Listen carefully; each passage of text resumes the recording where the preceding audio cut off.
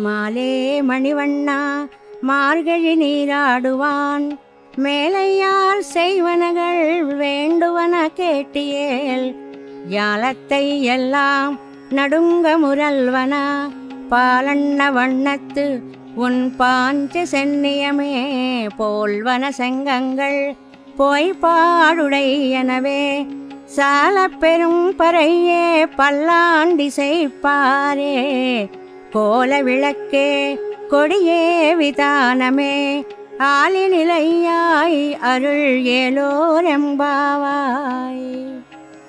ఆశ్రిత వ్యామోహమే స్వరూపముగా కలిగిన ఇంద్రనీలమణి వంటి శరీరము కలవాడా, ఓ వటపత్ర సాయి, మార్గశీర్షమాస స్నానం చెయ్యగా వచ్చాము. మా పూర్వులున్నో ఈ స్నాన వ్రతాన్ని ఆచరించి ఉన్నారు.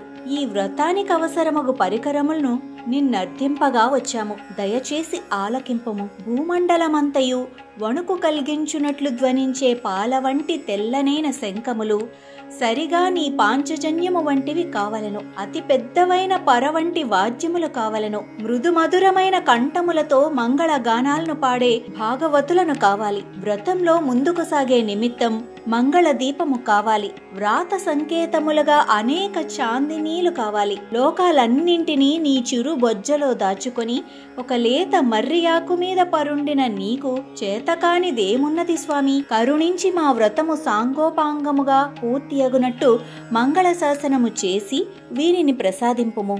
ఉపాయమో ఫలమో రెండునో భగవానుడే అని నమ్మిన గోపికలు వానిని స్తుతించి కీర్తించి ప్రసన్నుణ్ణి చేసుకున్నారు. రేపల్లెలోని పెద్దల కోరిక మేరకు ఈ మార్గశీర్ష వ్రతాన్ని వర్షాలు కురియటం కోసమే గోపికలు చేస్తున్నారు. పెద్దలకు ప్రతిఫలం వర్షాలు కురియటం, కానీ గోపికల ప్రతిఫలం మాత్రం శ్రీకృష్ణ సమాగమమే. మార్గశీర్ష స్నానమనగా నిరంతర శ్రీకృష్ణ సంశ్లేష ఆనందంలో మునకలు వేయుటయే అని అర్థం. ఇలా చేసే ఈ వ్రతానికి కావలసిన పరికరాలను గోపికలు ఈ పాసురంలో కోరుతున్నారు.